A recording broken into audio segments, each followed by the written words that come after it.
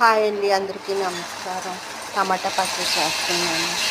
పచ్చిమిరపకాయలు, టమాటా, చింతపండు, కొత్తిమీర, వెల్లుల్లిపాయలు, జీలకర్ర, ఉప్పు ఇవన్నీ కలిపి మిక్సీ పెట్టుకోవాలండి. బాగా మగ్గిపెట్టి, వాటర్ ఏమి ఉండకూడదు. వాటర్ లేకుండా బాగా మగ్గపెట్టి మిక్సీ వేయటమేనండి. అయిపోయింది, కంప్లీట్ అయిపోయింది.